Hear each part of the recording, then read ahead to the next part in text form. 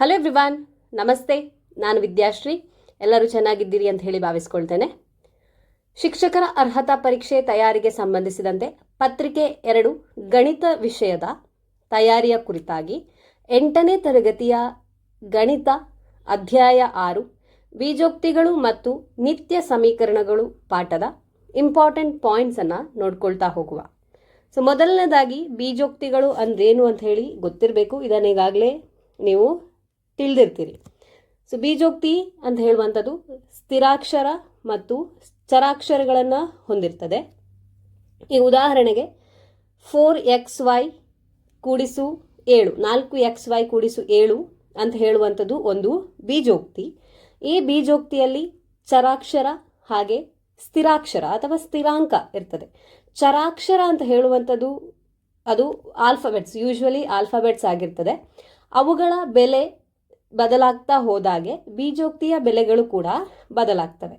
ಅದೇ ಕೆಲವೊಂದು ಸಂಖ್ಯೆಗಳಿರ್ತವೆ. ಈಗ 4xy ಕೂಡಿಸು 7 ಅಂತ ಹೇಳುವಂಥದ್ರಲ್ಲಿ 4 ಮತ್ತು 7 ಅಂತ ಹೇಳುವಂಥದ್ದು ಸಂಖ್ಯೆಗಳು, ಆ ಬೆಲೆ ಬದಲಾಗುವುದಿಲ್ಲ.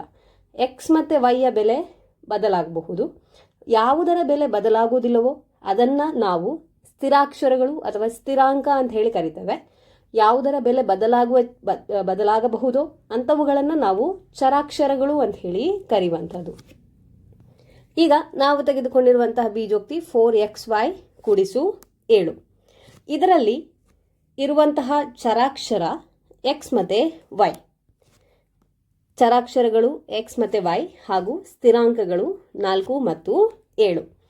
ಈ ಬೀಜೋಕ್ತಿಯಲ್ಲಿ ನಾವು ಎಕ್ಸ್ ಮತ್ತು ವೈಯ ಬೆಲೆಯನ್ನು ಬದಲಾಯಿಸ್ತಾ ಹೋದ ಹಾಗೆ ಆ ಬೀಜೋಕ್ತಿಯ ಬೆಲೆ ಕೂಡ ಬದಲಾಗ್ತಾ ಹೋಗ್ತದೆ. ಮುಂದುವರಿದು ಬೀಜೋಕ್ತಿಯನ್ನು ಸಂಖ್ಯಾ ರೇಖೆಯ ಮೇಲೆ ಯಾವ ರೀತಿಯಾಗಿ ತೋರಿಸಬಹುದು ಅಂತ ಹೇಳಿ ಒಂದು ಸಂಖ್ಯಾ ರೇಖೆಯನ್ನು ನಾವು ಬಿಡಿಸಿ ಅದರ ಮೇಲೆ ಎಕ್ಸ್ ಅಂತ ಹೇಳಿ ಗುರುತಿಸಿಕೊಳ್ಳುವಂಥದ್ದು.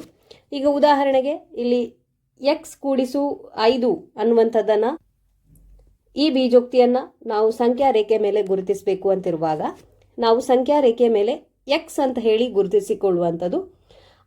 ಎಕ್ಸ್ ಅನ್ನು ಗುರುತಿಸಿದ ನಂತರ 5 ಏಕಮಾನ ದೂರದಲ್ಲಿ ಪಿ ಅಂತ ಹೇಳಿ ನಾವು ಒಂದು ಬಿಂದುವನ್ನು ಗುರುತಿಸಿದರೆ ಅದು x+5 ಬೆಲೆಯನ್ನು ಕೊಡ್ತದೆ. ಅದೇ ರೀತಿ x-4 ಎಂಬುದನ್ನು ನಾವು ಯಾವ ರೀತಿಯಾಗಿ ಗುರುತಿಸಬಹುದು ಅಂತ ಹೇಳಿದರೆ ಸಂಖ್ಯಾ ರೇಖೆಯ ಮೇಲೆ ಎಕ್ಸ್ ಅಂತ ಹೇಳಿ ಗುರುತಿಸಿಕೊಳ್ಳುವಂಥದ್ದು. ಎಕ್ಸಿನ ಎಡಬದಿಗೆ 4 ಏಕಮಾನ ದೂರದಲ್ಲಿ ನಾವು ಒಂದು ಬಿಂದುವನ್ನು ಗುರುತಿಸಿದರೆ ಅದು x-4 ಎಂಬುದನ್ನು ತೋರಿಸ್ತದೆ.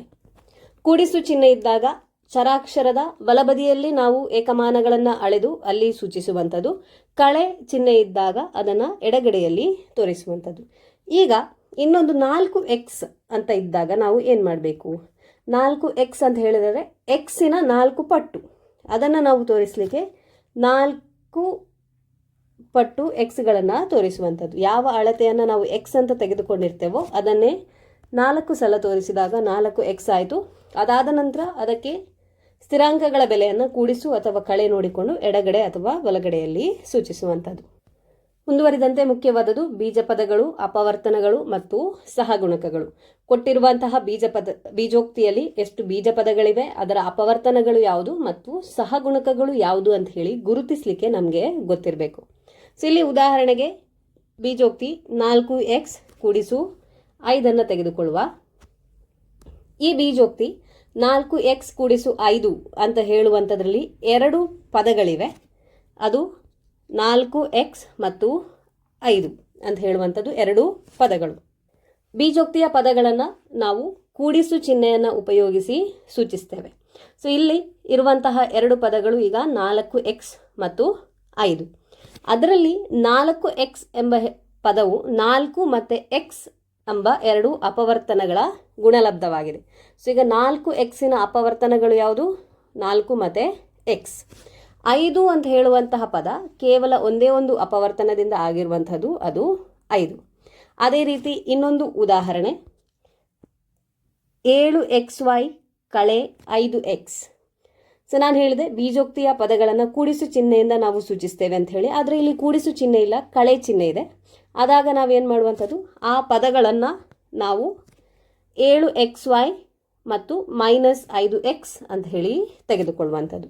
7xy ಅಂತ ಹೇಳುವ ಪದ 7x ಮತ್ತು y ಅಂತ ಹೇಳುವ ಅಪವರ್ತನಗಳ ಗುಣಲಬ್ಧ. ಹಾಗೆ ಇಲ್ಲಿ ಈಗ ನಮಗೆ ಸಂಖ್ಯೆ ಇದೆ. 7xy ಅಂತ ಹೇಳುವಂಥದ್ರಲ್ಲಿ 7 ಒಂದು ಸಂಖ್ಯೆ, 5x ಅಂತ -5x ಅಂತ ಹೇಳುವ ಪದದಲ್ಲಿ -5 ಅಂತ ಹೇಳುವಂಥದ್ದು ಒಂದು ಸಂಖ್ಯೆ. ಸೊ ಒಂದು ಪದದಲ್ಲಿರುವ ಸಂಖ್ಯಾ ಅಪವರ್ತನವನ್ನು ನಾವು ಸಂಖ್ಯಾ ಸಹಗುಣಕ ಅಥವಾ ಸಹಗುಣಕ ಅಂತ ಹೇಳಿ ಕರೆಯುವಂಥದ್ದು. ಸೊ ಸಂಖ್ಯಾ ಸಹಗುಣಕ ಅಥವಾ ಸಹಗುಣಕ ಅಂತ ಹೇಳಿದರೆ ಏನು ಅಂತ ಗೊತ್ತಿರಬೇಕು.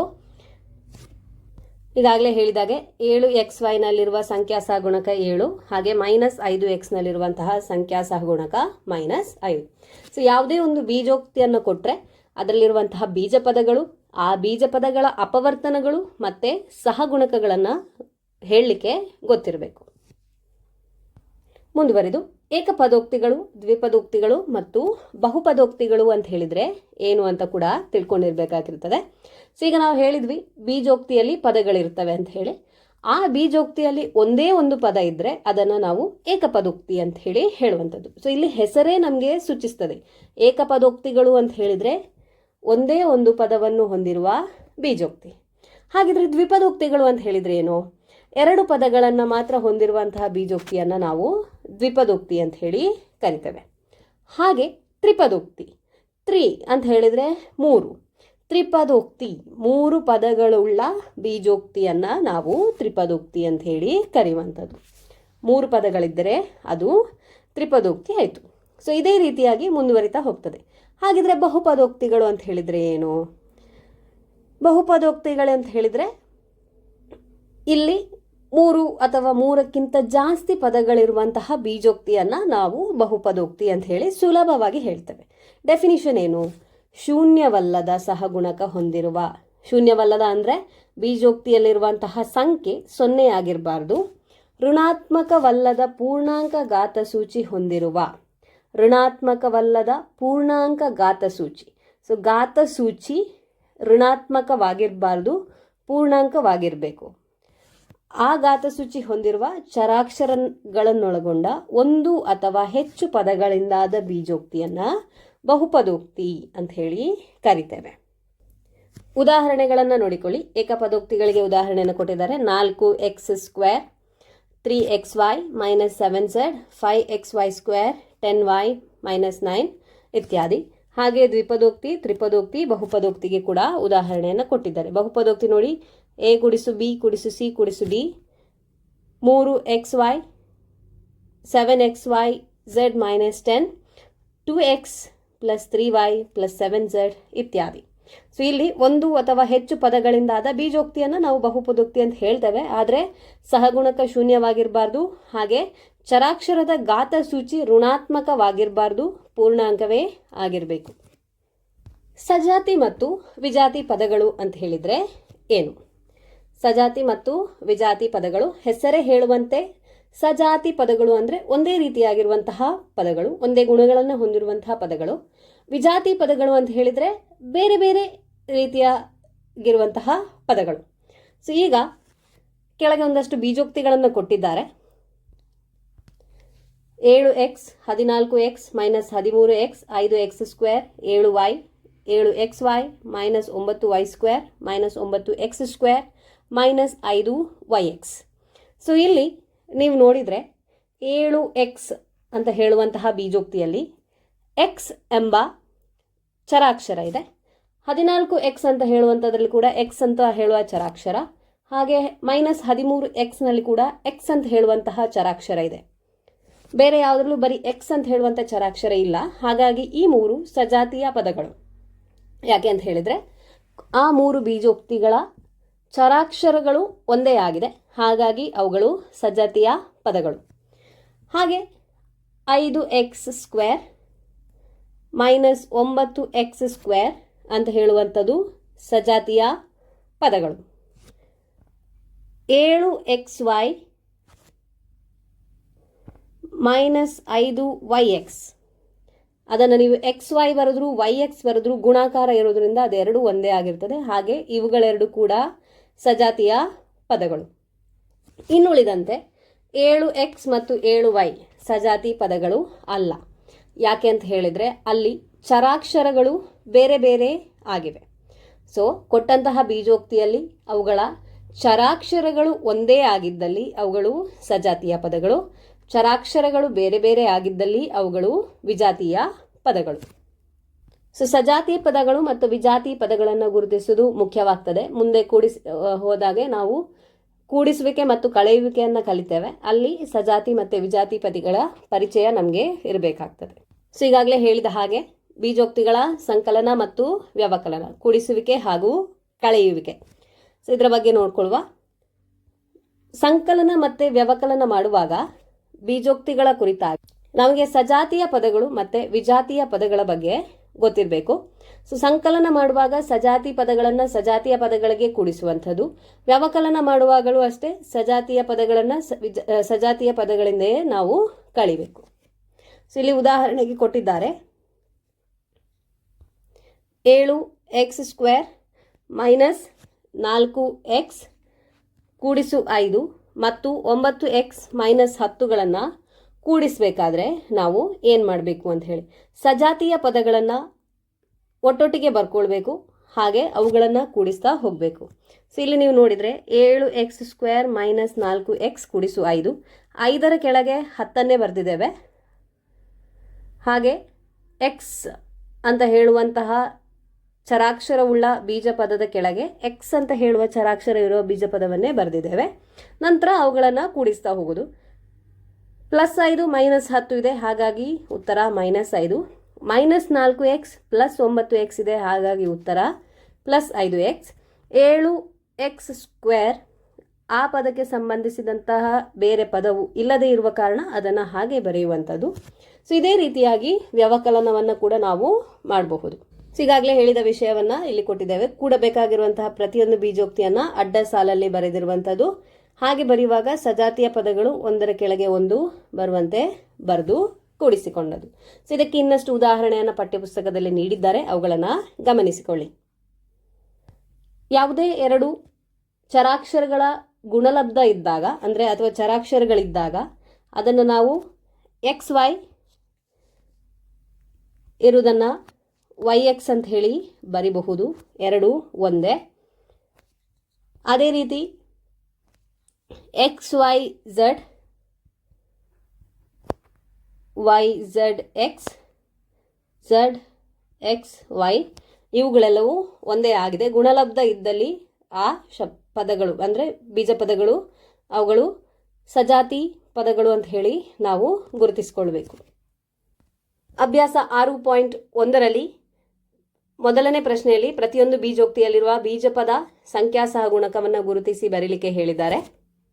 ಹಾಗೆ ಪ್ರಶ್ನೆ ಸಂಖ್ಯೆ 2ರಲ್ಲಿ ಒಂದಷ್ಟು ಬೀಜೋಕ್ತಿಗಳನ್ನು ಕೊಟ್ಟಿದ್ದಾರೆ. ಅವುಗಳನ್ನು ನೋಡಿಕೊಂಡು ಬಹುಪದೋಕ್ತಿಯನ್ನು ಏಕಪದೋಕ್ತಿ, ದ್ವಿಪದೋಕ್ತಿ, ತ್ರಿಪದೋಕ್ತಿಗಳಾಗಿ ವಿಂಗಡಿಸಿ 3 ಗುಂಪುಗಳಿಗೆ ಸೇರದೇ ಇರುವಂತಹ ಪದ ಯಾವುದು ಅಂತ ಹೇಳಿ ಬರೀಲಿಕ್ಕೆ ಹೇಳಿದ್ದಾರೆ. ಪ್ರಶ್ನೆ ಸಂಖ್ಯೆ 3ರಲ್ಲಿ ಕೂಡಿಸುವಿಕೆ, ಹಾಗೆ ಪ್ರಶ್ನೆ ಸಂಖ್ಯೆ 4ರಲ್ಲಿ ವ್ಯವಕಲನಕ್ಕೆ ಸಂಬಂಧಿಸಿದ ಪ್ರಶ್ನೆಗಳನ್ನು ಕೊಟ್ಟಿದ್ದಾರೆ. ಇವುಗಳನ್ನು ಪ್ರಾಕ್ಟೀಸ್ ಮಾಡಿ ನಿಮಗೆ ಎಷ್ಟು ಚೆನ್ನಾಗಿ ವಿಷಯವು ಮನದಟ್ಟಾಗಿದೆ ಅಂತ ಹೇಳಿ ನೀವು ತಿಳ್ಕೊಳ್ಬೋದು. ಮುಂದುವರೆದು ಬೀಜೋಕ್ತಿಗಳ ಗುಣಾಕಾರವನ್ನು ತಿಳ್ಕೊಳ್ಳುವ. ಮೊದಲನೇದಾಗಿ ಏಕಪದೋಕ್ತಿಯಿಂದ ಏಕಪದೋಕ್ತಿಯನ್ನು ಗುಣಿಸುವುದು. ಸೊ ಇಲ್ಲಿ ಏಕಪದೋಕ್ತಿಗಳನ್ನು ಕೊಟ್ಟಿರ್ತಾರೆ, ಒಂದಕ್ಕೊಂದನ್ನು ಗುಣಿಸಿ ಅವುಗಳ ಗುಣಲಬ್ಧವನ್ನು ಬರೆಯುವಂಥದ್ದು. ಉದಾಹರಣೆಗೆ ಎಕ್ಸ್ ಅಂತ ಹೇಳುವಂತಹ ಏಕಪದೋಕ್ತಿಯನ್ನು 3y ಅಂತ ಹೇಳುವಂತಹ ಏಕಪದೋಕ್ತಿಯಿಂದ ಗುಣಿಸಬೇಕು. ಹಾಗೆ ಗುಣಿಸುವಾಗ ಸಜಾತಿ ಚರಾಕ್ಷರಗಳು ಇದ್ದಲ್ಲಿ ಅವುಗಳನ್ನು ಘಾತಸೂಚಿಗಳ ಮೂಲಕ ಸೂಚಿಸುವಂಥದ್ದು, ಇಲ್ಲದೇ ಇದ್ದಲ್ಲಿ ಹಾಗೆ ಗುಣಲಬ್ಧವನ್ನು ಬರೆಯುವಂಥದ್ದು. ಉದಾಹರಣೆಗೆ ಇಲ್ಲಿ 5x ಅಂತ ಹೇಳುವಂತಹ ಏಕಪದೋಕ್ತಿಯನ್ನು 4x² ಅಂತ ಹೇಳುವಂತಹ ಏಕಪದೋಕ್ತಿಯಿಂದ ಗುಣಿಸಿದ್ದೇವೆ. ಸಂಖ್ಯೆಗಳನ್ನು ಗುಣಿಸಿ ಒಟ್ಟಿಗೆ ಬರೆಯುವಂತಹದ್ದು. ಹಾಗೆ x ಮತ್ತು x² ಅಂತ ಹೇಳುವಂತಹ ಚರಾಕ್ಷರಗಳನ್ನು ಗುಣಿಸಿ ಘಾತ ಸಂಖ್ಯೆಯಲ್ಲಿ ಅವುಗಳನ್ನು ಬರೆಯುವಂಥದ್ದು. ಹಾಗಾಗಿ ಉತ್ತರ 20x³. ಇಲ್ಲಿ ನೀವು ನೋಟ್ ಮಾಡ್ಕೊಳ್ಬೇಕಾದಂಥ ಅಂಶ ಏನಂತ ಹೇಳಿದರೆ ಏಕಪದೋಕ್ತಿಗಳ ಗುಣಲಬ್ಧವು ಏಕಪದೋಕ್ತಿಗಳಾಗಿರ್ತವೆ ಅಂತ ಹೇಳೋದು ನಿಮಗೆ ಗೊತ್ತಿರಬೇಕು. ಯಾವುದೇ ಏಕಪದೋಕ್ತಿಗಳನ್ನು ಗುಣಿಸಿದ್ರೂ ನಮಗೆ ಸಿಗುವಂತಹ ಗುಣಲಬ್ಧ ಏಕಪದೋಕ್ತಿಯೇ ಆಗಿರ್ತದೆ. ಈಗ ನಮಗೆ 3 ಅಥವಾ 3ಕ್ಕಿಂತ ಹೆಚ್ಚು ಏಕಪದೋಕ್ತಿಗಳನ್ನು ಗುಣಿಸಬೇಕಿದ್ರೆ ನಾವೇನು ಮಾಡುವಂತಹದ್ದು, ಮೊದಲಿಗೆ 2 ಏಕಪದೋಕ್ತಿಗಳನ್ನು ಗುಣಿಸಿ ಬಂದ ಗುಣಲಬ್ಧವನ್ನು 3ನೇ ಏಕಪದೋಕ್ತಿಯಿಂದ ಗುಣಿಸಬೇಕು. ಇಲ್ಲಿ ಬಂದ ಉತ್ತರವನ್ನು ಮತ್ತೆ 4ನೇ ಏಕಪದೋಕ್ತಿಯಿಂದ ಗುಣಿಸುವಂಥದ್ದು. ಇದೇ ರೀತಿಯಾಗಿ ಗುಣಾಕಾರವನ್ನು ಮುಂದುವರಿಸುವುದು. ಅಭ್ಯಾಸ 6.2ರಲ್ಲಿ ಗುಣಾಕಾರಕ್ಕೆ ಸಂಬಂಧಿಸಿದಂತೆ ಒಂದಷ್ಟು ಪ್ರಶ್ನೆಗಳನ್ನು ನೀಡಿದ್ದಾರೆ. ಅವುಗಳನ್ನು ಕೂಡ ಉತ್ತರಿಸಲಿಕ್ಕೆ ಟ್ರೈ ಮಾಡಿ. ಮುಂದುವರಿದು ದ್ವಿಪದೋಕ್ತಿಯಿಂದ ಏಕಪದೋಕ್ತಿಯನ್ನು ಯಾವ ರೀತಿಯಾಗಿ ಗುಣಿಸುವುದು ಅಂತ ಹೇಳಿ. ಸೊ ಇಲ್ಲಿ ಉದಾಹರಣೆಗೆ 3x ಅಂತ ಹೇಳುವಂತಹ ಏಕಪದೋಕ್ತಿಯನ್ನು ನಾವು 5y ಕೂಡಿಸು 2 ಅಂತ ಹೇಳುವಂತಹ ದ್ವಿಪದಿಗೆ ಗುಣಿಸ್ತಾ ಇದ್ದೇವೆ. ಇಲ್ಲಿ ನಾವು ವಿತರಣಾ ನಿಯಮವನ್ನು ಬಳಸಿಕೊಂಡು ಗುಣಾಕಾರವನ್ನು ಮಾಡಬೇಕಾಗಿರ್ತದೆ. ಏನು ವಿತರಣಾ ನಿಯಮ ಅಂತ ಹೇಳಿದರೆ, ಈಗ ಉದಾಹರಣೆಗೆ a ಗುಣಿಸು b ಕೂಡಿಸು c ಅಂತ ಇದ್ದಾಗ ನಾವು ಇದನ್ನು a ಗುಣಿಸು b ಕೂಡಿಸು a ಗುಣಿಸು c ಅಂತ ಹೇಳಿ ಗುಣಿಸುವಂಥದ್ದು. ಸೊ ಅದೇ ನಿಯಮವನ್ನು ಇಲ್ಲಿ ಅಪ್ಲೈ ಮಾಡಿ ಗುಣಾಕಾರವನ್ನು ಮಾಡೋದು. 3x ಗುಣಿಸು 5y ಕೂಡಿಸು 3x ಗುಣಿಸು 2. ಹಾಗಾಗಿ ನಮಗೆ ಸಿಗುವಂತಹ ಉತ್ತರ 15xy ಕೂಡಿಸು 6x. ಮುಂದಕ್ಕೆ ತ್ರಿಪದೋಕ್ತಿಯಿಂದ ಏಕಪದೋಕ್ತಿಯನ್ನು ಗುಣಿಸುವಂಥದ್ದು. ಇಲ್ಲೂ ಹಾಗೆ ನಾವು ವಿತರಣಾ ನಿಯಮವನ್ನು ಬಳಸಿಕೊಂಡು ಗುಣಿಸ್ತಾ ಹೋಗುವಂಥದ್ದು. 3p ಗುಣಿಸು 4p² ಕೂಡಿಸು 5p ಕೂಡಿಸು 7. ಮೊದಲನೇದಾಗಿ 3p ಗುಣಿಸು 4p² ಕೂಡಿಸು 3p ಗುಣಿಸು 5p ಕೂಡಿಸು 3p ಗುಣಿಸು 7 ಮಾಡುವಂಥದ್ದು. 3p ಗುಣಿಸು 4p², 4 ಗುಣಿಸು 3 12 ಆಯಿತು. p ಯ ಘಾತ 1 ಗುಣಿಸು p ಯ ಘಾತ 2 ಆಗುವಾಗ p ಯ ಘಾತ 3. ಹಾಗೆ 3p ಗುಣಿಸು 5p ಅಂದರೆ 3 ಗುಣಿಸು 5 15 ಆಯಿತು. p ಯ ಘಾತ 1 ಗುಣಿಸು p ಯ ಘಾತ 1 p ಯ ಘಾತ 2 ಕೂಡಿಸು 3p ಗುಣಿಸು 7, 7 ಗುಣಿಸು 3 21, p ಯನ್ನು ಹಾಗೆ ಬರೆಯುವಂಥದ್ದು. ಹಾಗಾಗಿ ನಮ್ಮ ಗುಣಲಬ್ಧ 12p ಯ ಘಾತ 3 ಕೂಡಿಸು 15p ಯ ಘಾತ 2 ಕೂಡಿಸು 21p. ಬೀಜೋಕ್ತಿಗಳ ಚರಾಕ್ಷರಕ್ಕೆ ಬೆಲೆಗಳನ್ನು ಕೊಟ್ಟಾಗ ಆ ಕೊಟ್ಟಿರುವಂತಹ ಬೀಜೋಕ್ತಿಯ ಬೆಲೆ ಎಷ್ಟಾಗ್ತದೆ ಅಂತ ಹೇಳಿ ಕಂಡು ಹಿಡಿಲಿಕ್ಕೆ ಕೇಳ್ತಾರೆ. ಅದಕ್ಕೆ ಸಂಬಂಧಿಸಿದಂತಹ ಉದಾಹರಣೆ ಇಲ್ಲಿದೆ ನೋಡಿ. x = 1 ಆದಾಗ x ಗುಣಿಸು x ಕಳೆ 3 ಕೂಡಿಸು 2ರ ಬೆಲೆಯನ್ನು ಕಂಡುಹಿಡಿಯಿರಿ ಅಂತ ಹೇಳಿ. ಸೊ ಈ ರೀತಿ ಕೊಟ್ಟಿರುವಾಗ ನಾವೇನು ಮಾಡಬೇಕು, ಆ ಬೀಜೋಕ್ತಿಯಲ್ಲಿ ಯಾವ ಚರಾಕ್ಷರಕ್ಕೆ ಬೆಲೆಯನ್ನು ಕೊಟ್ಟಿದ್ದಾರೆ ಅದರ ಬೆಲೆಯನ್ನು ಹಾಕಿ ಬೀಜೋಕ್ತಿಯ ಬೆಲೆ ಎಷ್ಟಾಗ್ತದೆ ಅಂತ ಹೇಳಿ ಕಂಡುಹಿಡಿಯುವಂಥದ್ದು. ಈಗ x ಅಂದರೆ 1 ಅಂತ ಹೇಳಿ ಕೊಟ್ಟಿದ್ದಾರೆ. ಹಾಗಾದ ಕಾರಣ x² ಅಂತ ಹೇಳಿದರೆ 1² ಆಯಿತು. ಕಳೆ 3x ಅಂತ ಹೇಳಿದರೆ ಕಳೆ 3 ಗುಣಿಸು 1. ಎಕ್ಸಿನ ಜಾಗದಲ್ಲಿ ನಾವು 1 ಅಂತ ಹೇಳಿ ಹಾಕುವಂಥದ್ದು. ಕೂಡಿಸು 2. ಇದನ್ನು ನಾವು ಸಿಂಪ್ಲಿಫೈ ಮಾಡಿದಾಗ 1 ಕಳೆ 3 ಕೂಡಿಸು 2. 1 ಕೂಡಿಸು 2 3 ಆಯಿತು. 3ರಿಂದ 3 ಕಳೆದಾಗ ಉತ್ತರ 0 ಆಯಿತು. ಸೊ ಇದೇ ರೀತಿಯಾಗಿ ಬೇರೆ ಬೇರೆ ಬೀಜೋಕ್ತಿಗಳಲ್ಲಿ ಚರಾಕ್ಷರಕ್ಕೆ ಬೇರೆ ಬೇರೆ ಬೆಲೆಯನ್ನು ನೀಡಿದಾಗ ನಮಗೆ ಬೀಜೋಕ್ತಿಗಳ ಬೆಲೆಯು ಬೇರೆ ಬೇರೆ ಆಗುವುದು ತಿಳಿದು ಬರ್ತದೆ. ಹಾಗೆ ಕೊಟ್ಟಂತಹ ಚರಾಕ್ಷರದ ಬೆಲೆಯನ್ನು ಬೀಜೋಕ್ತಿಗೆ ಹಾಕಿ ಅದನ್ನು ಸಂಕ್ಷೇಪಿಸಿ ಉತ್ತರವನ್ನು ಕಂಡುಹಿಡಿಯಲಿಕ್ಕೆ ನಮಗೆ ತಿಳಿದಿರಬೇಕು. ಅಭ್ಯಾಸ 6.3ರ ಪ್ರಶ್ನೆ ಸಂಖ್ಯೆ 5ರಲ್ಲಿ ಎ ಅಂತ ಹೇಳುವಂತಹ ಪ್ರಶ್ನೆಯನ್ನು ಒಂದು ಸಾಲ್ವ್ ಮಾಡಿ ನೋಡುವ. ಕೂಡಿಸಿ ಅಂತ ಹೇಳಿಕೊಟ್ಟಿದ್ದಾರೆ. p ಗುಣಿಸು p ಕಳೆ q, q ಗುಣಿಸು q ಕಳೆ 6 ಮತ್ತು r ಗುಣಿಸು r ಕಳೆ p. ಈ ಬೀಜೋಕ್ತಿಗಳನ್ನು ನಾವು ಕೂಡಿಸಬೇಕು. ಕೊಟ್ಟಂತಹ ಬೀಜೋಕ್ತಿಗಳನ್ನು ಕೂಡಿಸು ಚಿಹ್ನೆ ಉಪಯೋಗಿಸಿ ಬರೆದಿದ್ದೇನೆ. ಈಗ ಫಸ್ಟಿಗೆ ಅದನ್ನು ಸಿಂಪ್ಲಿಫೈ ಮಾಡುವ. ಇಲ್ಲಿ p ಗುಣಿಸು p ಮೈನಸ್ p ಗುಣಿಸು q, p ಗುಣಿಸು p p² ಆಯಿತು. ಮೈನಸ್ p ಗುಣಿಸು q ಅಂದರೆ pq ಕೂಡಿಸು q ಗುಣಿಸು q q² plus q into minus r minus qr ಕೂಡಿಸು r ಗುಣಿಸು r is r² plus into minus is minus, r into p is rp. ಈಗ p² ಅಂತ ಹೇಳುವಂತಹ ಬೇರೆ ಯಾವುದೇ ಬೀಜ ಪದ ಇಲ್ಲ ಅಥವಾ ಬೀಜೋಕ್ತಿ ಇಲ್ಲ. ಹಾಗಾಗಿ p² ಅನ್ನು ಹಾಗೆ ಬರೀತಿದ್ದೇನೆ. ಅದೇ ರೀತಿ q² ಮತ್ತು r². p² ಕೂಡಿಸು q² ಕೂಡಿಸು r² ಆಯಿತು. ಮತ್ತು ಉಳಿದಂತೆ ನಮಗಿರುವಂತಹದ್ದು pq qr rp. ಸೊ ಇಲ್ಲಿ ಕಳೆ pq ಕಳೆ qr ಕಳೆ RP. ಇದು ನಮಗೆ ಸಿಗುವಂತಹ ಉತ್ತರ. ಇನ್ನು ಬಹುಪದೋಕ್ತಿಯಿಂದ ಬಹುಪದೋಕ್ತಿಯನ್ನು ಗುಣಿಸುವಂಥದ್ದು. ಇಲ್ಲೂ ಕೂಡ ನಾವು ವಿತರಣಾ ನಿಯಮವನ್ನೇ ಉಪಯೋಗಿಸಿ ಹಂತ ಹಂತವಾಗಿ ಬಿಡಿಸ್ತಾ ಹೋಗುವಂಥದ್ದು. ಗುಣಾಕಾರದ ವಿತರಣಾ ನಿಯಮವನ್ನು ಬಳಸಬೇಕು. ಹಂತ ಹಂತವಾಗಿ ಸಿಂಪ್ಲಿಫೈ ಮಾಡ್ತಾ ಹೋದ ಹಾಗೆ ನಮಗೆ ಉತ್ತರವನ್ನು ಸಿಗ್ತದೆ. ಸಜಾತಿಯ ಪದಗಳು ಉಂಟಾ ಅಂತ ಹೇಳಿ ನೋಡಿಕೊಂಡು ಸಜಾತಿಯ ಪದಗಳಿದ್ದರೆ ಅವುಗಳನ್ನು ಕೂಡಿಸಿಕೊಂಡು ಸಿಂಪ್ಲಿಫೈ ಮಾಡ್ತಾ ಹೋಗುವಂಥದ್ದು.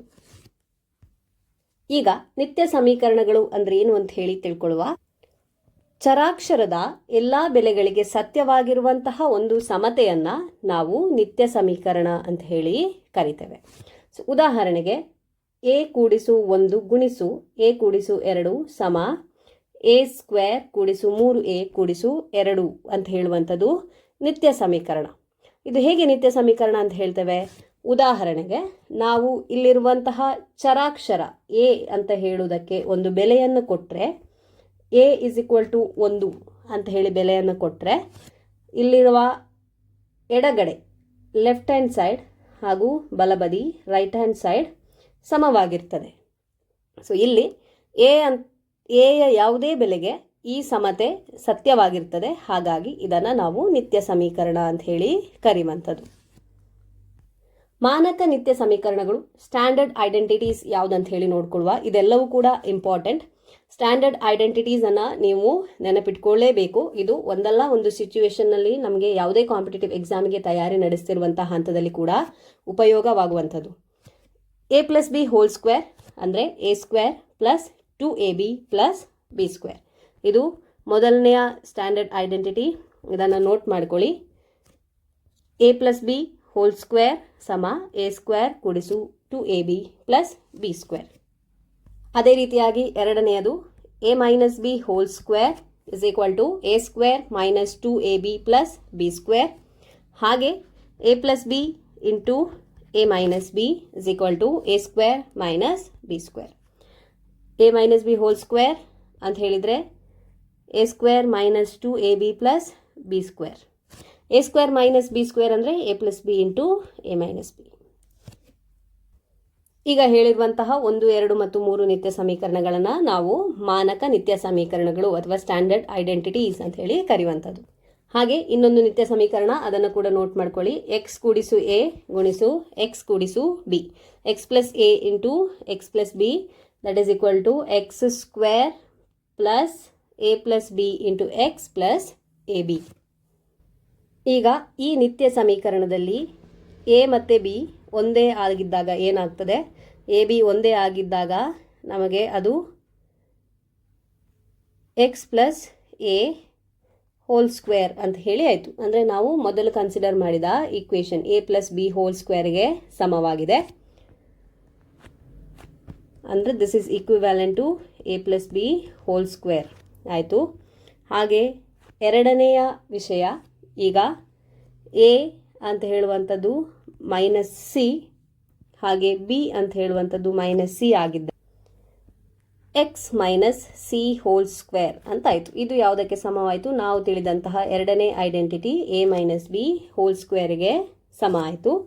ಈಗ ಮೂರನೆಯ ಇದರಲ್ಲಿ b ಅಂತ ಹೇಳುವಂಥದ್ದು -a ಆಗಿದ್ದರೆ ಆಗೇನಾಗ್ತದೆ? x + a ಗುಣಿಸು x - a ಆಯಿತು. ಇದು ಯಾವುದಕ್ಕೆ ಸಮವಾಗಿರುವಂತಹದ್ದು? a + b × a - b ಸಮೀಕರಣಕ್ಕೆ ಸಮವಾಗಿರುವಂಥದ್ದು. ಹೀಗಾಗಿ ನಾವು ಏನು ಹೇಳ್ಬೋದು? 4ನೇ ನಿತ್ಯ ಸಮೀಕರಣ ಉಳಿದ 3 ನಿತ್ಯ ಸಮೀಕರಣಗಳ ಸಾಮಾನ್ಯ ರೂಪವಾಗಿದೆ ಅಂತ ಹೇಳಿ ನಾವು ಹೇಳ್ಬೋದು. ಈಗ ಈ ನಿತ್ಯ ಸಮೀಕರಣಗಳ ಅನ್ವಯಕ್ಕೆ ಬಂದರೆ ಎಲ್ಲೆಲ್ಲಿ ನಾವು ಈ ನಿತ್ಯ ಸಮೀಕರಣಗಳನ್ನು ಉಪಯೋಗಿಸ್ತೇವೆ ಅಂತ ಹೇಳಿದರೆ, ಬೀಜ ಪದೋಕ್ತಿಗಳ ವರ್ಗವನ್ನು ಕಂಡುಹಿಡಿಬೇಕಾದಲ್ಲಿ ಅಥವಾ ಯಾವುದೇ ಸಂಖ್ಯೆಯನ್ನು ವರ್ಗವನ್ನು ಕಂಡುಹಿಡಿಬೇಕಾಗಿದ್ದಾಗ ನಾವು ನಿತ್ಯ ಸಮೀಕರಣ 1 ಉಪಯೋಗಿಸ್ಬೋದು. ಅದೇ ರೀತಿಯಾಗಿ ಯಾವುದೇ ಬೀಜೋಕ್ತಿಗಳ ಅಂದರೆ 2 ಬೀಜ ಪದಗಳ ವ್ಯವಕಲನ ಮಾಡಿ ಅವುಗಳ ವರ್ಗವನ್ನು ಕಂಡುಹಿಡಿಬೇಕಾದಾಗ ಅಥವಾ ಕೊಟ್ಟಂತಹ ಸಂಖ್ಯೆಯ ವರ್ಗವನ್ನು ಕಂಡುಹಿಡಿಬೇಕಾದಾಗ ನಾವು 2ನೇ ನಿತ್ಯ ಸಮೀಕರಣವನ್ನು ಬಳಸಿಕೊಳ್ಬೋದು. ಯಾವುದಾದ್ರೂ ಸಂಖ್ಯೆಯ ಗುಣಲಬ್ಧ ಅಥವಾ ಬೀಜೋಕ್ತಿಗಳ ಗುಣಲಬ್ಧವನ್ನು ಕಂಡುಹಿಡಿಬೇಕಾದಾಗ ಅಥವಾ ಯಾವುದಾದ್ರೂ 2 ವರ್ಗ ಸಂಖ್ಯೆಗಳ ನಡುವಿನ ವ್ಯವಕಲನ ಮಾಡಬೇಕಾದಾಗ ನಾವು ಮೂರನೇ ನಿತ್ಯ ಸಮೀಕರಣವನ್ನು ಬಳಸಿದಾಗ ನಮಗೆ ಸುಲಭವಾಗಿ ಉತ್ತರವು ಸಿಗ್ತದೆ. ಅಭ್ಯಾಸ 6.5ರಲ್ಲಿ ನಿತ್ಯ ಸಮೀಕರಣಕ್ಕೆ ಸಂಬಂಧಿಸಿದಂತಹ ಕೆಲವು ಪ್ರಶ್ನೆಗಳನ್ನು ನೀಡಿದ್ದಾರೆ. ಆ ಪ್ರಶ್ನೆಗಳಿಗೆ ಉತ್ತರಿಸ್ತಾ ಹೋದ ಹಾಗೆ ನಿಮಗೆ ವಿಷಯಗಳು ಎಷ್ಟು ಮನದಟ್ಟಾಗಿದೆ ಅಂತ ಹೇಳಿ ನಿಮಗೆ ತಿಳಿತದೆ. ಪಠ್ಯಪುಸ್ತಕದಲ್ಲಿ ನೀಡಿರುವಂತಹ ಅಭ್ಯಾಸಗಳನ್ನು ಪ್ರಾಕ್ಟೀಸ್ ಮಾಡಿದಷ್ಟು ನಾವು ಪರ್ಫೆಕ್ಟ್ ಆಗ್ತಾ ಹೋಗ್ತೇವೆ. ಮುಂದುವರಿದಂತೆ ಸಾರಾಂಶ, ನಾವು ಬೀಜೋಕ್ತಿಗಳು, ಚರಾಕ್ಷರಗಳು ಮತ್ತು ಸ್ಥಿರಾಂಕಗಳಿಂದ ಉಂಟಾಗಿದೆ ಅಂತ ಹೇಳಿ ತಿಳ್ಕೊಂಡ್ವಿ. ಹಾಗೆ ಬೀಜ ಪದಗಳು ಸಂಕಲನದ ಮೂಲಕ ಬೀಜೋಕ್ತಿಗಳಾಗಿದೆ. ಅಪವರ್ತನಗಳ ಗುಣಲಬ್ಧದಿಂದ ಬೀಜ ಪದಗಳು ಉಂಟಾಗ್ತವೆ ಅಂತ ಹೇಳಿ ನೋಡಿದ್ದೇವೆ. ಏಕಪದೋಕ್ತಿ, ದ್ವಿಪದೋಕ್ತಿ, ತ್ರಿಪದೋಕ್ತಿ ಹಾಗೆ ಬಹುಪದೋಕ್ತಿ ಅಂದರೆ ಏನು ಅಂತ ಹೇಳಿ ನಾವು ತಿಳ್ಕೊಂಡ್ವಿ. ಸಜಾತಿ ಮತ್ತು ವಿಜಾತಿ ಪದಗಳು ಅಂದರೆ ಏನು ಅಂತ ಹೇಳಿ ತಿಳ್ಕೊಂಡಿದ್ದೇವೆ. ಚರಾಕ್ಷರಗಳು ಮತ್ತು ಅವುಗಳ ಗಾತ ಸೂಚಿಗಳು ಸಮನಾಗಿರುವ ಬೀಜ ಪದಗಳಿಗೆ ನಾವು ಸಜಾತಿ ಪದಗಳು ಅಂತ ಹೇಳುವಂಥದ್ದು. ಇದೇ ಸಜಾತಿ ಪದಗಳ ಸಂಖ್ಯಾ ಸಹಗುಣಕಗಳು ಒಂದೇ ಆಗಬೇಕು ಅಂತ ಹೇಳಿ ಏನೂ ಇಲ್ಲ. ಏನು ನೆನಪಿಟ್ಕೊಳ್ಬೇಕು? ಚರಾಕ್ಷರಗಳು ಮತ್ತು ಅವುಗಳ ಗಾತ ಸೂಚಿಗಳು ಸಮನಾಗಿ ಇರಬೇಕು. ಆದರೆ ಸಜಾತಿ ಪದಗಳು ಅಂತ ಹೇಳುವಂತಹ ಬೀಜೋಕ್ತಿಗಳ ಸಂಖ್ಯಾ ಸಹಗುಣಕ ಒಂದೇ ಆಗಬೇಕು ಅಂತ ಏನೂ ಇಲ್ಲ. ಮುಂದುವರಿದಂತೆ ಬಹುಪದೋಕ್ತಿಗಳನ್ನು ಕೂಡುವಾಗ ಅಥವಾ ಕಳೆಯುವಾಗ ಮೊದಲು ಸಜಾತಿ ಪದಗಳನ್ನು ಕೂಡಬೇಕು ಅಥವಾ ಕಳೆಯಬೇಕು. ನಂತರ ನಾವು ವಿಜಾತಿ ಪದಗಳನ್ನು ಗಮನಿಸಬೇಕು. ಇನ್ನೀಗ ಬೀಜೋಕ್ತಿಗಳನ್ನು ಗುಣಾಕಾರ ಮಾಡಬೇಕಾದಂತಹ ಅನೇಕ ಸಂದರ್ಭವನ್ನು ನಾವು ಕಾಣ್ತೇವೆ. ಉದಾಹರಣೆಗೆ ಉದ್ದ ಮತ್ತು ಅಗಲ ಬೀಜೋಕ್ತಿ ಆಗಿದ್ದಾಗ ಆ ಆಯತದ ವಿಸ್ತೀರ್ಣವನ್ನು ಕಂಡುಹಿಡಿಬೇಕಾದಾಗ ನಾವು ಅವುಗಳನ್ನು ಗುಣಿಸ್ತೇವೆ. ಒಂದು ಏಕಪದೋಕ್ತಿಯನ್ನು ಇನ್ನೊಂದು ಏಕಪದೋಕ್ತಿಯಿಂದ ಗುಣಿಸಿದಾಗ ನಮಗೆ ಸಿಗುವಂತಹ ಗುಣಲಬ್ಧ ಕೂಡ ಏಕಪದೋಕ್ತಿ ಅಂತ ಹೇಳಿ ನೋಡ್ಕೊಂಡ್ವಿ. ಹಾಗೆ ಬಹುಪದೋಕ್ತಿಯನ್ನು ಏಕಪದೋಕ್ತಿಯಿಂದ ಗುಣಿಸುವಾಗ ಬಹುಪದೋಕ್ತಿಯ ಪ್ರತಿಯೊಂದು ಪದವನ್ನು ನಾವು ಏಕಪದೋಕ್ತಿಯಿಂದ ಗುಣಿಸ್ತೇವೆ. ಮುಂದುವರಿದಂತೆ ಬಹುಪದೋಕ್ತಿಯನ್ನು ದ್ವಿಪದೋಕ್ತಿ ಅಥವಾ ತ್ರಿಪದೋಕ್ತಿಯಿಂದ ಗುಣಿಸುವಾಗ ಪದವಾರು ಗುಣಾಕಾರ ಮಾಡಬೇಕು ಅಂತ ಹೇಳಿದರೆ ಬಹುಪದೋಕ್ತಿಯ ಪ್ರತಿಯೊಂದು ಪದವನ್ನು ದ್ವಿಪದೋಕ್ತಿ ಅಥವಾ ತ್ರಿಪದೋಕ್ತಿಯ ಪ್ರತಿಯೊಂದು ಪದದಿಂದ ಗುಣಿಸಬೇಕು. ಮತ್ತೆ ಸಿಕ್ಕಿದಂಥ ಗುಣಲಬ್ಧದಲ್ಲಿ ಸಜಾತಿಯ ಪದಗಳಿದ್ರೆ ಅವುಗಳನ್ನು ಕೂಡಿಕೊಂಡು ನಾವು ಬರಿಬೇಕು. ಮುಂದುವರಿದಂತೆ ನಿತ್ಯ ಸಮೀಕರಣಗಳ ಬಗ್ಗೆ ನಾವು ತಿಳ್ಕೊಂಡ್ವಿ. ನಿತ್ಯ ಸಮೀಕರಣ ಅಂತ ಹೇಳಿದರೆ ಒಂದು ಸಮತೆಯಾಗಿದ್ದು ಚರಾಕ್ಷರದ ಎಲ್ಲ ಬೆಲೆಗಳಿಗೆ ಅದು ನಿಜವಾಗಿರ್ತದೆ. ಮಾನಕ ನಿತ್ಯ ಸಮೀಕರಣಗಳು, ಸ್ಟ್ಯಾಂಡರ್ಡ್ ಐಡೆಂಟಿಟೀಸ್ ನೋಡಿದ್ವಿ. a+b² ಅಂದರೆ a² + b² + 2ab. a-b ಹೋಲ್² ಅಂತ ಹೇಳಿದರೆ a² - 2ab + b². a+b × a-b ಅಂತ ಹೇಳಿದರೆ a² - b². ಇದರ ಜೊತೆಗೆ ಇನ್ನೊಂದು ಉಪಯುಕ್ತ ನಿತ್ಯ ಸಮೀಕರಣ ನಾವು ನೋಡಿದ್ದು x + a × x + b that is equal to x² + a+b × x + ab. ಈ 4 ನಿತ್ಯ ಸಮೀಕರಣಗಳು ಕೂಡ ನಮಗೆ ಎಲ್ಲೆಲ್ಲಿ ಉಪಯೋಗವಾಗ್ತದೆ? ಬೀಜೋಕ್ತಿಗಳ ವರ್ಗ ಮತ್ತು ಗುಣಲಬ್ಧವನ್ನು ಕಂಡುಹಿಡಿಯಲಿಕ್ಕೆ ಉಪಯುಕ್ತವಾಗ್ತದೆ. ಹಾಗೆ ಸಂಖ್ಯೆಗಳ ಗುಣಲಬ್ಧ ಇತ್ಯಾದಿಗಳನ್ನು ಕಂಡುಹಿಡಿಯಲು ಸರಳವಾದ ಪರ್ಯಾಯ ವಿಧಾನವಾಗಿರ್ತದೆ. ಇವಿಷ್ಟು ಬೀಜೋಕ್ತಿಗಳು ಮತ್ತು ನಿತ್ಯ ಸಮೀಕರಣಗಳು ಪಾಠದ ಮುಖ್ಯವಾದ ಅಂಶಗಳು ನಮಗೆ ತಿಳಿದಿರಬೇಕಾದಂಥದ್ದು. ಮುಂದಿನ ವಿಡಿಯೋದಲ್ಲಿ ಮತ್ತಷ್ಟು ಮಾಹಿತಿಯೊಂದಿಗೆ ನಾನು ನಿಮ್ಮನ್ನು ಭೇಟಿಯಾಗ್ತೇನೆ. ನಮ್ಮ ವಿಡಿಯೋವನ್ನು ಲೈಕ್ ಮಾಡಿ, ಶೇರ್ ಮಾಡಿ, ಹಾಗೆ ಚಾನಲ್ಗೆ ಸಬ್ಸ್ಕ್ರೈಬ್ ಮಾಡಿಕೊಳ್ಳಿ. ವಿಡಿಯೋವನ್ನು ಕೊನೆ ತನಕ ವೀಕ್ಷಿಸಿದ್ದಕ್ಕಾಗಿ ಧನ್ಯವಾದಗಳು.